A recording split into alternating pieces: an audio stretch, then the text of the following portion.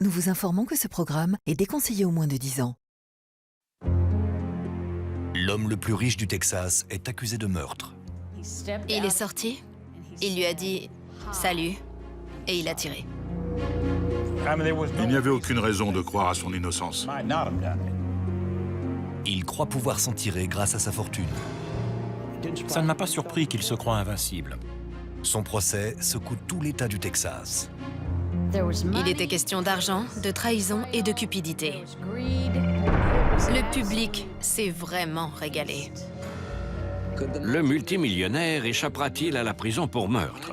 C'est ce que nous allons découvrir aujourd'hui dans Crime en haute société.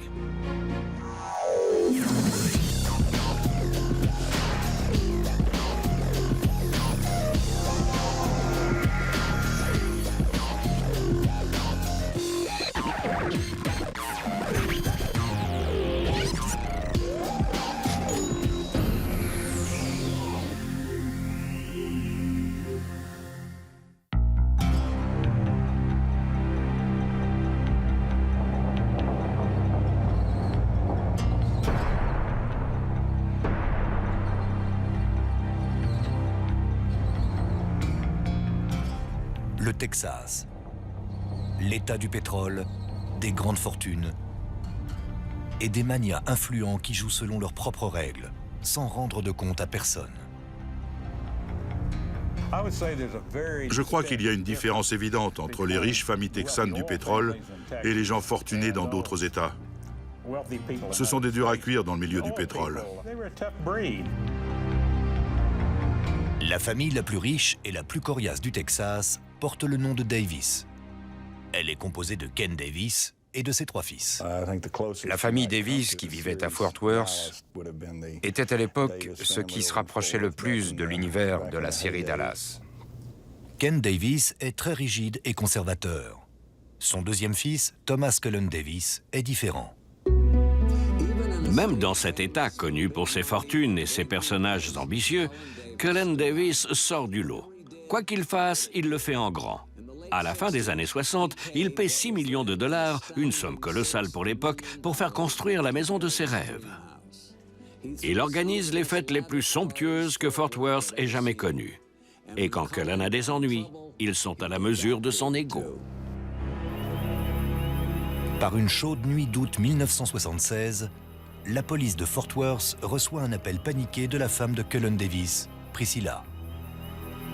Elle déclare qu'un homme s'est introduit dans leur maison, l'a blessée à la poitrine et tire sur tout le monde. Quand les enquêteurs arrivent, ils découvrent 2 cadavres dans la résidence. Andrea, la belle-fille de Davis âgée de 12 ans, est retrouvée sur le sol de la cave. Elle a été atteinte par 2 coups de feu dans la poitrine. Dans la cuisine, Stan Farr, le petit ami de Priscilla dont Davis est séparé, gît dans une mare de sang, mort de blessures par balle. La police n'a aucune piste, mais Priscilla affirme pouvoir identifier le tireur. Ma mère m'a dit « Dis, c'est Cullen, c'est Cullen. Il m'a tiré dessus. » Priscilla prétend que le tueur est son mari, Thomas Cullen Davis, le magnat texan du pétrole.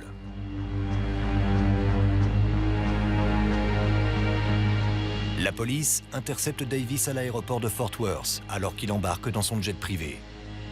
Davis prétend se rendre à Houston, mais son pilote affirme qu'il partait pour le Brésil. La police arrête Davis sur le tarmac et l'inculpe de double meurtre. Le multimillionnaire clame son innocence. Ça semble impossible. Un des hommes les plus riches du Texas pénétrant chez lui avec une arme et abattant sa propre belle-fille. Mais 3 témoins oculaires disent l'avoir vu faire. Cullen Davis est-il vraiment un assassin? À la naissance de Thomas Cullen Davis en 1933, l'empire de son père, Ken Davis Industries, est le plus grand fournisseur de pétrole au monde. Ken Davis dirige sa famille et sa fortune d'une main de fer. Cullen et ses 2 frères aînés font ce que leur père leur dit. Leur père, Kenneth Davis, était un tyran, très porté sur la discipline. Il était très dur avec Cullen et ses frères.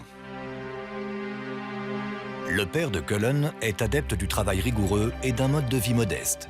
Cullen travaille 16 heures par jour dans l'entreprise familiale et épouse une bonne chrétienne, comme le veut son père.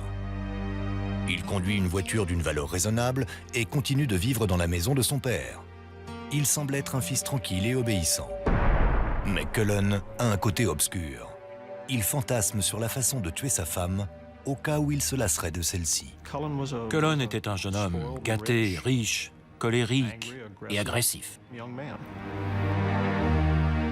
Cullen veut remplacer sa voiture modeste par une voiture de luxe. Il veut sa propre maison, pas une chambre dans celle de son père. Depuis des années, il collectionne des objets de valeur pour remplir la future maison de ses rêves. Un des buts dans la vie de Cullen, c'était d'avoir tout ce qu'il voulait. À l'âge de 35 ans, Cullen souhaite désespérément se libérer du joug de son père.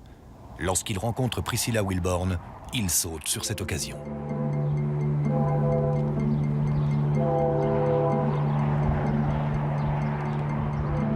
Priscilla est la fille d'un clown de rodéo. Elle a grandi au Texas dans la pauvreté, rêvant d'une vie meilleure. Elle adorait la vie. Elle aimait l'art et la poésie, tout ce qui était positif. À 27 ans, Priscilla a déjà été mariée 2 fois et a 3 enfants. Un fils, Jackie, et 2 filles, Dee et Andrea. Son deuxième mari est un riche vendeur de voitures de Fort Worth. Mais Priscilla ne s'en satisfait pas. Priscilla était une petite fille qui avait grandi dans un milieu défavorisé et elle tenait à faire partie de la bonne société de Fort Worth. Priscilla rêve de glamour et d'aventure. Elle se teint les cheveux en blond et commence à prendre des cours de tennis au country club très select de Ridgely, espérant ainsi rencontrer l'élite de Fort Worth. Et ça marche. Cullen Davis remarque immédiatement l'attirante jeune femme blonde.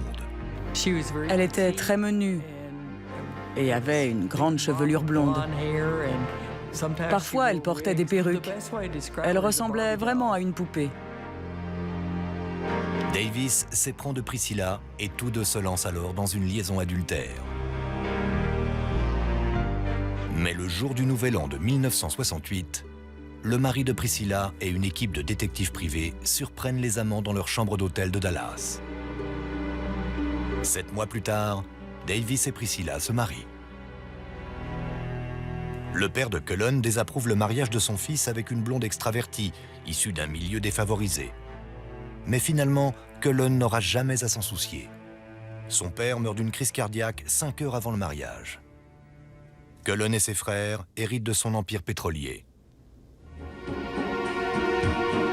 Libéré du joug de son père, le jeune millionnaire peut vivre sa vie comme il l'entend. Davis engage un architecte pour construire la maison de ses rêves qu'il planifie depuis presque 10 ans. La différence entre Cullen et beaucoup d'autres gens, c'est que s'il voulait une maison à 6 millions de dollars, il avait les moyens et il l'obtiendrait. La résidence ultramoderne se trouve sur un terrain de 73 hectares et possède 20 chambres. Elle est si grande qu'elle a sa propre centrale électrique. Il la voulait et il l'a eue. Elle correspondait à sa personnalité. Ce n'était que verre, marbre et béton. C'était vraiment très froid. C'était plus un monument qu'une maison. Mais à l'intérieur, Cullen crée son propre monde à son image, excentrique et chèrement décoré.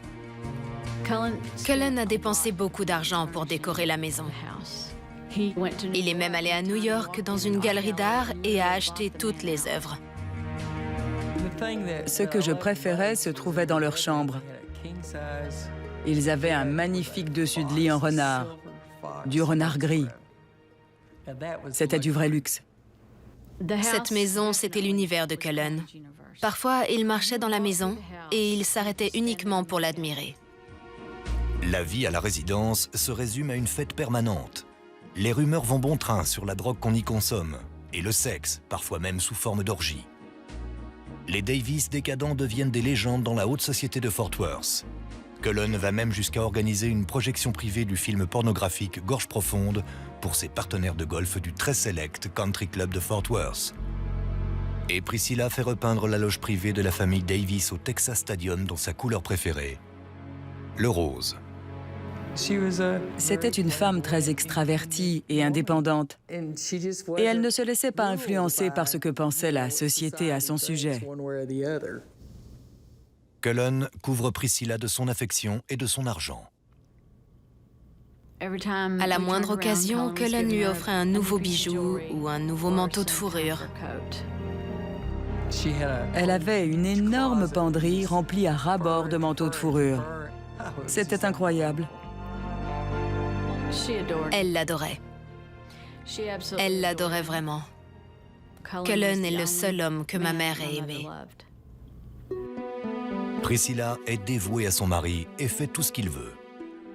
Elle se rend même en Europe pour une opération de chirurgie esthétique alors encore inédite, la pose d'implants mammaires en silicone.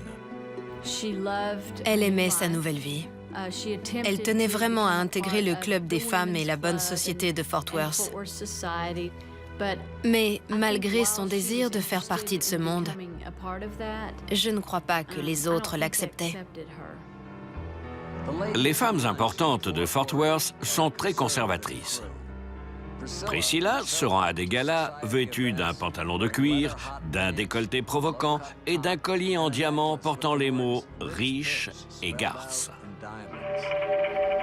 Mais les Davis restent incontournables. Ils font constamment la une des pages mondaines. Mais ils vont bientôt faire parler d'eux pour une affaire autrement plus sinistre, celle d'un double meurtre. Cullen et Priscilla Davis sont exubérants, hauts en couleur et très riches. Mais ils sont aussi de bonne compagnie. Très vite, ils deviennent le couple préféré de la haute société de Fort Worth. Cependant, Dee, la fille de Priscilla, est témoin d'un autre aspect de la vie avec Cullen Davis. Il obtenait ce qu'il voulait. Et quand il ne l'obtenait pas, il piquait des crises de colère. Il criait, il hurlait, il jetait des objets, il cassait des queues de billard. Je l'ai vu de mes propres yeux pousser ma mère dans l'escalier en colimaçon. On ne savait jamais ce qui allait le faire exploser. Mais s'il y a bien une chose qui le met systématiquement en colère, c'est qu'on touche à sa maison. C'est son bien le plus précieux. Dee Davis prétend que quand elle avait 13 ans, Cullen l'a réveillée en la secouant pour la gronder de ne pas avoir fermé à clé la porte de derrière. Il m'a demandé « Pourquoi on verrouille les portes la nuit ?» Je lui ai dit « Pour que personne ne te pique tes affaires. » Il m'a soulevée et m'a donné un coup de poing dans le nez. Il y avait du sang partout. Ma mère est montée et lui a crié « Mais qu'est-ce qui te prend? Pourquoi tu la frappes ?» Elle avait un de nos chatons dans les bras. Il lui a pris le chaton et il l'a jeté de toutes ses forces sur le carrelage. J'ai hurlé. J'étais terrorisée. Il a ramassé le chaton, l'a jeté à nouveau et l'a tué. La police de Fort Worth reçoit de fréquents appels de la femme du millionnaire affirmant que Davis les bat, elle et ses enfants. Les visites de la police n'ont aucun impact sur le statut social de Cullen Davis. Cullen est trop riche et trop puissant. Il est absolument intouchable. Il est donc choqué par la tournure que vont prendre les événements. En 1974, excédée par sa violence, Priscilla demande le divorce.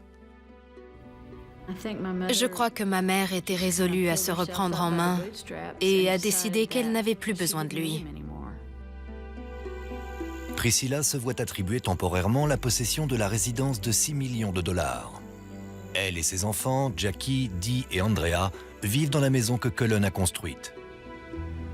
Et à présent, le millionnaire ne peut même plus y entrer sans sa permission. Priscilla est libérée de la tyrannie de Davis, libre de faire ce qu'elle veut. Et ce qu'elle veut, c'est vivre sa vie à fond.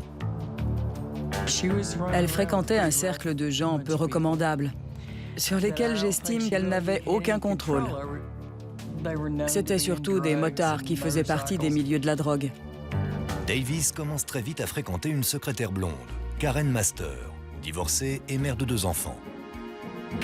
Il était en train de transformer Karen Master en une nouvelle Priscilla. Elle avait les seins refaits, des cheveux blonds, et elle s'habillait pratiquement comme Priscilla. Davis emmène sa nouvelle conquête partout dans Fort Worth. Le nouveau petit ami de Priscilla, Stan Farr, propriétaire d'un bar local, emménage dans la maison de Cullen. Stan insiste pour que Priscilla finalise au plus vite son divorce avec Davis. Mais Priscilla préfère attendre pour obtenir plus d'argent. Je crois qu'elle ne voulait pas abandonner cette maison. Elle la voulait et n'était pas prête à la lâcher. Les avocats de Davis lui annoncent que Priscilla va peut-être se voir attribuer non seulement la maison, mais également une grosse part de la compagnie pétrolière. De plus, les avocats de Priscilla font geler les avoirs de Cullen, ce qui signifie que la société Ken Davis ne peut plus signer de contrat sans la permission du tribunal. Quelqu'un lui disait quoi faire de son argent et il n'en avait pas l'habitude. C'est Cullen qui avait toujours décidé de ce qu'il faisait de son argent et personne d'autre. Les problèmes personnels de Davis commencent à affecter les bénéfices enregistrés par la compagnie. Les frères de Cullen sont furieux. Son grand frère lui a pour ainsi dire passé un savon à propos du divorce qui s'éternisait. Il l'a traité de tous les noms. Priscilla coûte cher à Cullen. Et pire encore, elle blesse son orgueil. À cause d'elle, il risque de perdre sa résidence, la maison de ses rêves et à présent la fortune de la famille. Cullen est quelqu'un qui obtient ce qu'il veut. La question est maintenant de savoir jusqu'où il est prêt à aller pour ça. Cullen Davis, le magnat du pétrole, est un homme désespéré. Je ne m'étais pas rendu compte à quel point il était obsédé par la maison jusqu'à ce qu'il soit sur le point de la perdre. Priscilla, sa femme dont il est séparé, exige la moitié de sa fortune et son bien le plus précieux, sa maison de 6 millions de dollars.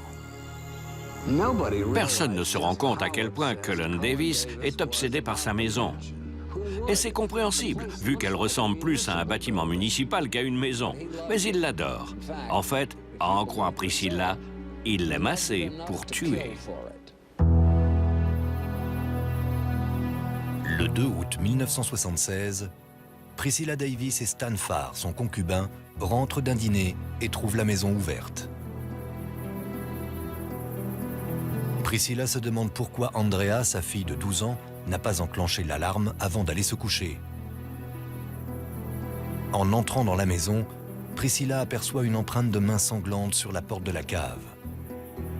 Mais ce qu'elle s'apprête à voir est bien plus atroce encore.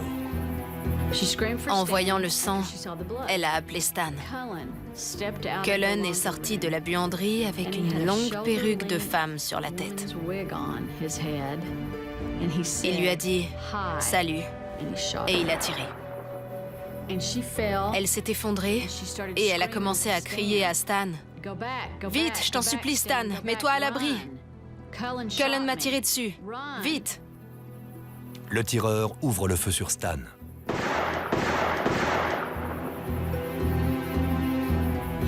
Il est tombé au sol. Il a regardé ma mère et lui a dit « Je t'aime » et il est mort. Ma mère l'a vu mourir.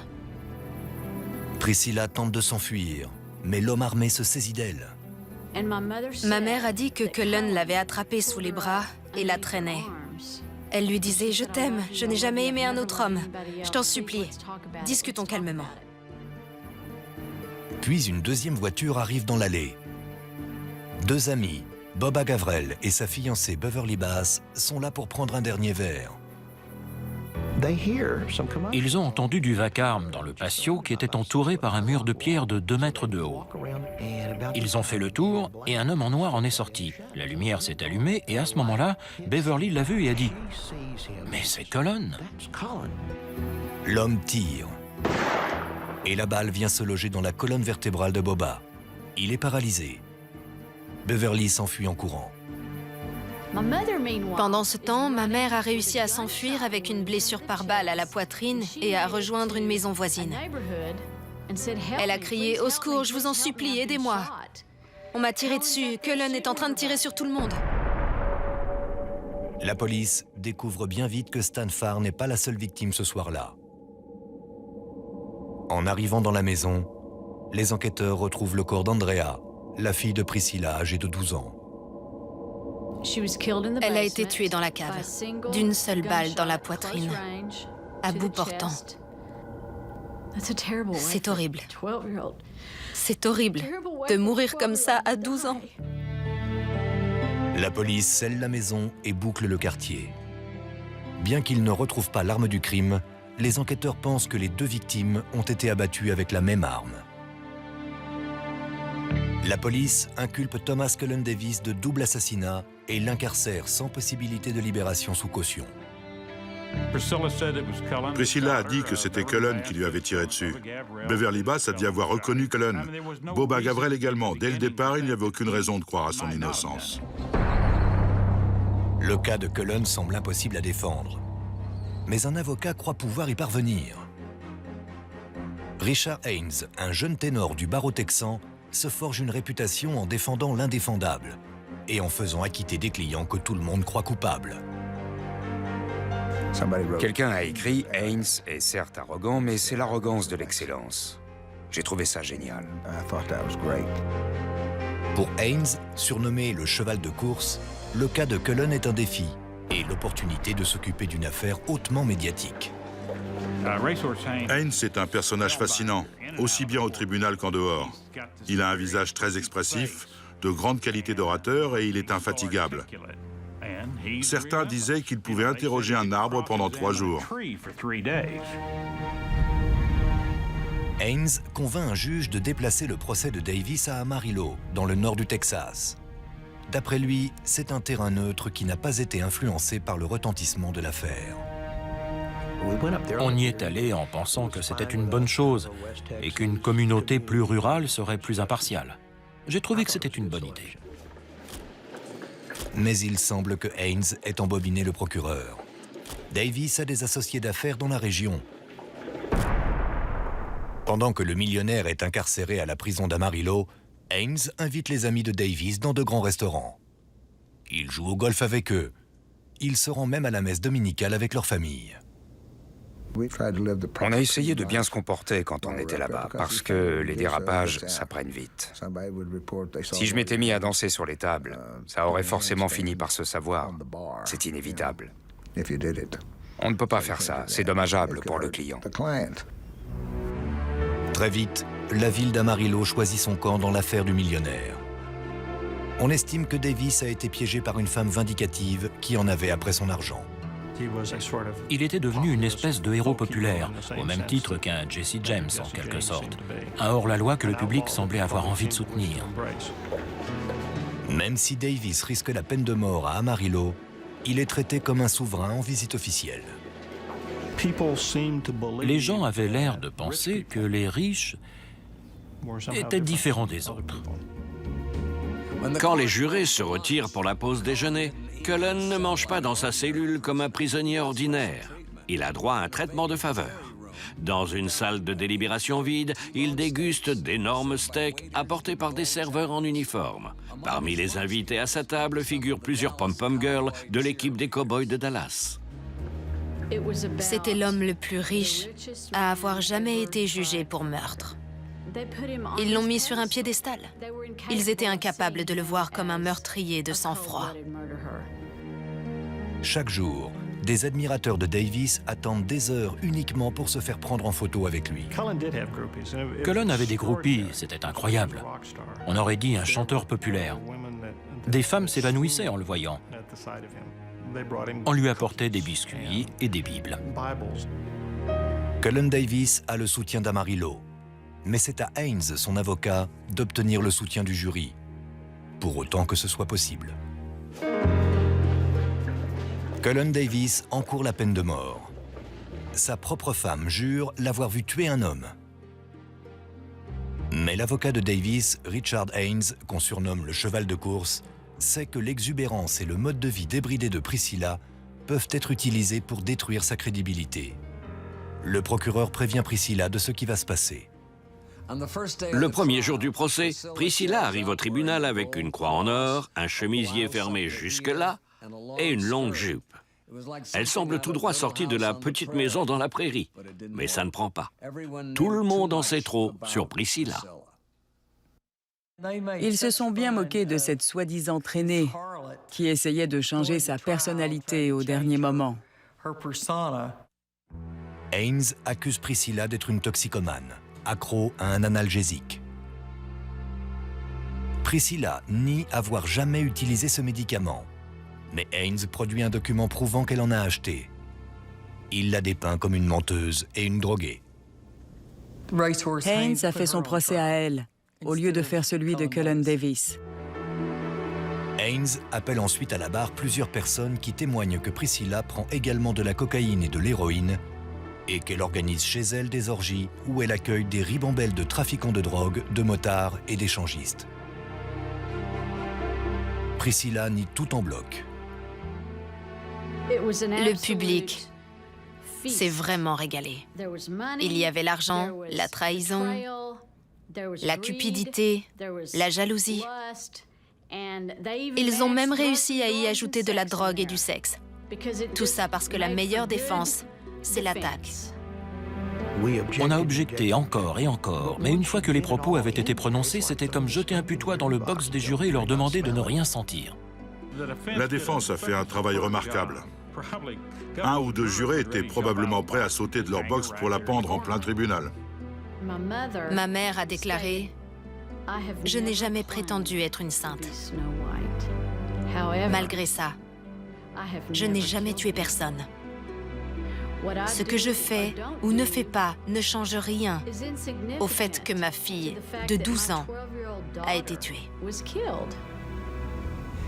La stratégie de Haynes semble avoir un impact sur le jury. Dans la salle d'audience, certains jurés accueillent Cullen avec des sourires et Haynes avec des clins d'œil. Cullen paie même le dessinateur du tribunal pour faire les portraits des jurés, qu'il offre ensuite à leur famille. Presque 1 an et demi après avoir commencé, le procès est sur le point de se terminer sans que l'accusé n'ait pris la parole une seule fois. Il n'avait aucune preuve matérielle. En fait, les preuves matérielles plaidaient toutes en faveur de l'innocence de Cullen. Haynes suggère que le tireur était peut-être un trafiquant de drogue, un cambrioleur ou un associé en affaires en colère. Mais surtout, Haynes estime que tout le dossier de l'accusation ne repose que sur le témoignage de Priscilla Davis, qui a menti sur sa toxicomanie et qui ment peut-être encore sur d'autres points.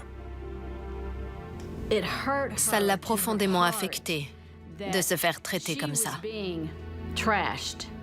Ça l'a détruite. Mais elle s'accrochait à sa confiance en la justice. Le jury délibère pendant à peine 4h30 avant de revenir dans la salle. J'étais assis juste à côté de Cullen et je me rappelle qu'il m'a agrippé en me serrant vraiment très fort autour de la taille. Il était extrêmement nerveux, juste avant d'entendre le verdict. Quand les 12 jurés s'assoient, Davis se lève. Le jury rend son verdict. Thomas Cullen Davis est non coupable. C'est un homme libre. J'ai été totalement abasourdie. Je n'arrivais pas à y croire. C'était comme si le ciel me tombait sur la tête. Cullen a embrassé et remercié tout le monde en serrant des mains. Je ne l'avais jamais vu aussi près des larmes et aussi ému. Ma mère, quant à elle, était en état de choc. Elle a dû se dire que elle le voyait repartir libre. Le soir de son acquittement, Davis célèbre sa victoire au Red Butlers, l'endroit le plus branché d'Amarillo. L'ambiance était évidemment à la fête et à la jubilation. Et je dois admettre qu'on s'est peut-être un peu emporté dans nos libations du fait qu'on était jeunes. À cette époque, j'avoue que j'étais assez porté sur le whisky. Les médias, les groupies et même le juge du procès sont présents. Et ensuite, on a vu arriver des membres du jury. Puis ça a été le tour des huissiers du tribunal. C'était totalement et absolument hallucinant. Quelle scène incroyable! Le bar est gratuit et le whisky coule à flot. Même ceux qui estiment que Cullen est un meurtrier doivent admettre qu'il s'est organisé une fête. Tout le monde se disait, il n'a pas pu faire une chose pareille. Quand on est aussi riche, on ne se salit pas les mains. On engage un tueur à gages. Tout le monde le sait. Des années plus tard, la police découvre que Davis a versé un pot de vin à l'officier de police judiciaire en chef pour obtenir des détails sur la stratégie de l'accusation. Ça donne envie de vomir. C'est absolument abject. Mais en 1977, personne ne sait ce qu'a fait Davis, et la haute société de Fort Worth accueille le millionnaire à bras ouverts. Thomas Cullen a gagné. Mais le différend à l'origine de l'affaire, à savoir le partage de l'argent et de la maison, n'est toujours pas réglé. Cullen Davis a été acquitté du double meurtre. Ceux qui le croient coupable pensent que le jury a été influencé par son charisme et sa fortune. Mais désormais, Davis est en guerre contre le juge chargé de statuer dans l'affaire de son divorce. Et le juge Edson n'a que faire de la fortune du millionnaire. Le juge Edson était un juge de la vieille école. La majorité de ses décisions étaient en faveur de Priscilla. Et les demandes de Cullen étaient systématiquement refusées. Il était en train de perdre son affaire de divorce. Cullen Davis refuse de s'avouer vaincu et estime que la victoire lui revient de droit.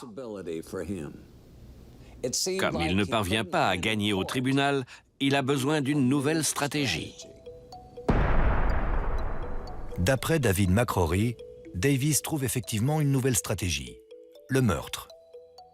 McCrory, un ancien associé en affaires du millionnaire, déclare au FBI que Davis lui a demandé d'engager un tueur à gages pour assassiner le juge. Le FBI a alors une idée.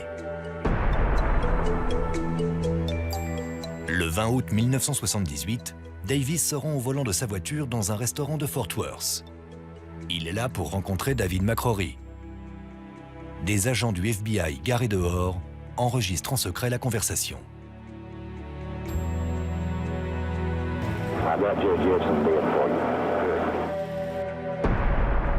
McCrory montre à Davis une photo en noir et blanc du juge Edson, en position fétale dans le coffre d'une voiture, avec des taches sombres sur son t-shirt dans le dos. On dirait du sang, mais ce n'en est pas. Pour faire croire que le juge avait bien été exécuté, les agents du FBI ont mis le juge Edson dans le coffre d'une voiture et ils ont étalé du ketchup, si ma mémoire est bonne, sur ses vêtements et dans le coffre. Quand Davis voit la photo du juge assassiné, il remet 25 000 $ à McCrory.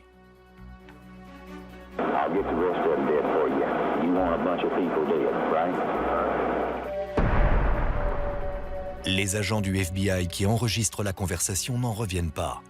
Cullen vient d'ordonner le meurtre de 13 autres personnes, y compris Priscilla et sa fille Dee. 5 minutes plus tard, Cullen Davis est arrêté dans une cabine téléphonique à l'extérieur d'un fast-food non loin de là. Il est inculpé de complot visant à assassiner le juge Joe Edson. Le piège s'est refermé. Le millionnaire est à nouveau derrière les barreaux, inculpé cette fois-ci de complot en vue d'un assassinat. Davis supplie le roi de la confrérie des avocats du Texas, Richard Haynes, alias le cheval de course, de le défendre à nouveau. J'ai tout de suite pensé que ce cas était intéressant. Personne n'avait été tué, Dieu merci. Il n'y avait que la photo d'un juge posant à l'arrière d'une voiture avec du ketchup sur ses habits. Cette fois, Haynes demande 2 millions de $ pour défendre le magnat du pétrole, bien plus que les 250 000 $ qu'il a touchés lors du précédent procès de Davis. Haynes estimait peut-être ne pas avoir été assez payé pour le premier procès et qu'il méritait par conséquent beaucoup plus. Donc, pour le deuxième procès, il était prêt à demander une somme colossale. C'est ce qu'il a fait et il l'a obtenu. Haynes a fait des miracles lors du premier procès. Mais cette fois-ci, il fait face à un problème plus épineux que des témoignages. L'accusation semble avoir toutes les cartes en main. Les bandes vidéo montrent Davis en train de commanditer un meurtre avant d'en ordonner d'autres. Qu'est-ce qu'il faut de plus comme preuve? Je me suis dit, ça y est, ils vont le coincer. Je pensais que la justice aurait droit à une deuxième chance. C'est rare d'avoir des preuves d'un crime en flagrant délit. Mon message au jury, c'était qu'on pouvait le voir, on pouvait l'entendre. C'était comme si les jurés avaient été présents dans le véhicule de surveillance du FBI dans le parking ce matin-là. Ames doit prouver que le jury ne doit pas se fier aux apparences de ce qu'il a vu sur les bandes vidéo. Ça semble impossible, mais Davis n'est pas inquiet. On avait devant nous un homme qui avait réussi à se sortir d'une situation désespérée à Amarillo. Et ça ne m'a pas surpris qu'il se croie invincible. Les admirateurs du mania du pétrole continuent à le soutenir. Les procureurs reçoivent quotidiennement des lettres d'injures et des menaces de mort. Lorsqu'on marchait dans le couloir qui mène à la salle d'audience, chaque matin, les gens huaient les procureurs. Ils leur crachaient dessus. C'était très insolite. Une fois de plus, le procès de Cullen Davis est l'événement auquel tout le monde veut assister. Imaginez-vous qu'il allait même jusqu'à signer des autographes. Des gens lui demandaient un autographe. Cullen a l'affection du public. Mais malgré toute cette popularité, les preuves sont difficiles à réfuter. L'accusation a maintenant une deuxième chance d'envoyer Cullen Davis derrière les barreaux. Mais Davis dispose d'un atout caché. Une défense si audacieuse qu'elle va consterner et rendre tout le monde perplexe. 2 ans après avoir été acquitté lors de son procès pour double meurtre, il est à nouveau sur le banc des accusés. Cette fois, pour avoir voulu tuer un juge. Le FBI déclare avoir des bandes vidéo de Davis payant son ami David McCrory pour le meurtre du juge Joe Edson.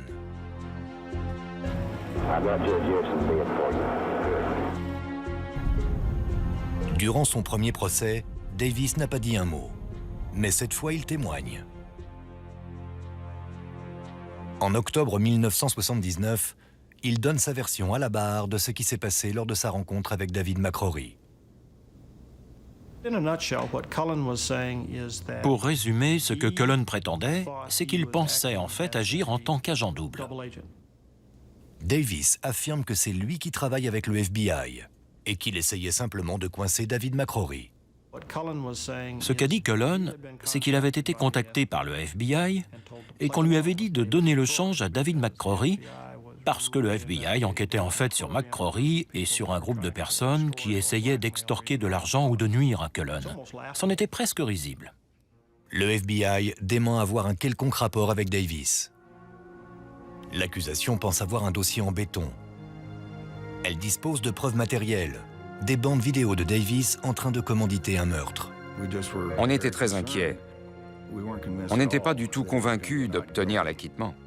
Mais si Davis est inquiet, il ne laisse rien paraître en public. Durant le procès, Cullen s'organise une énorme fête d'anniversaire et invite le shérif de Fort Worth. Celui-ci est ravi.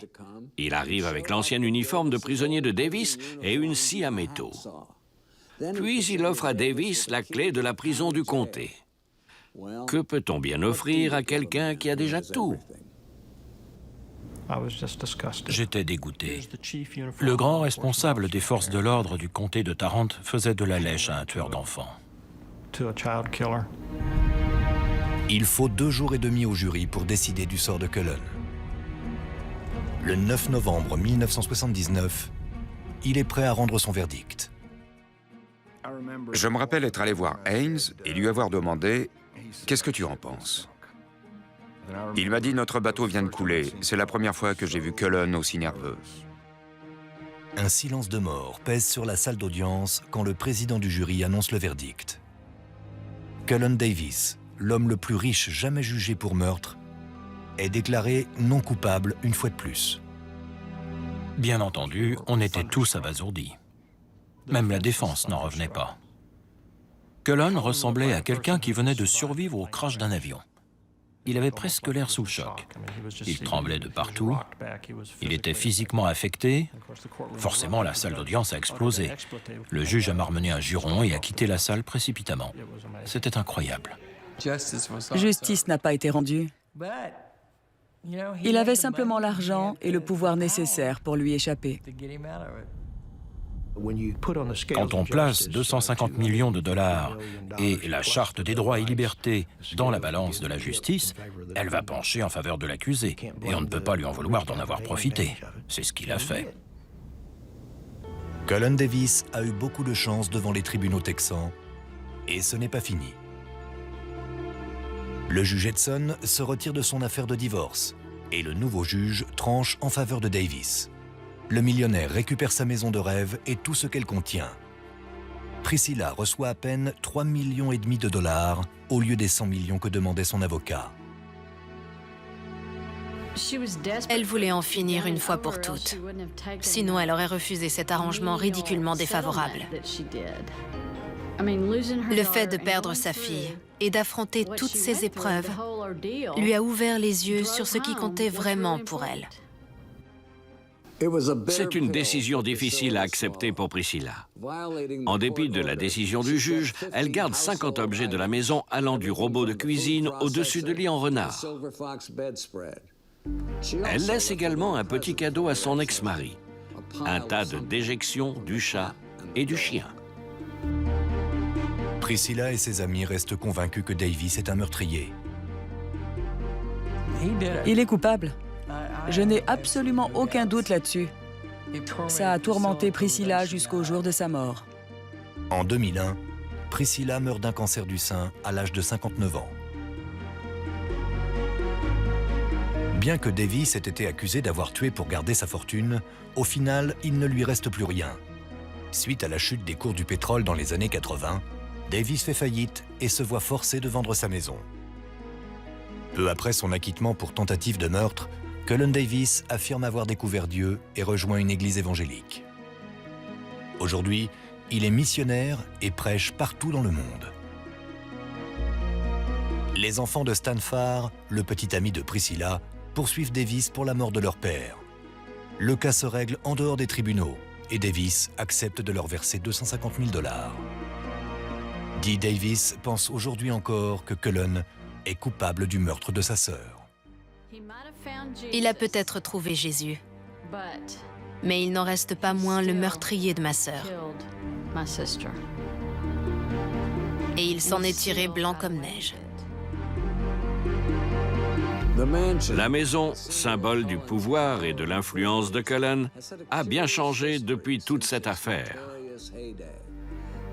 Elle est devenue un restaurant à viande, puis un restaurant mexicain.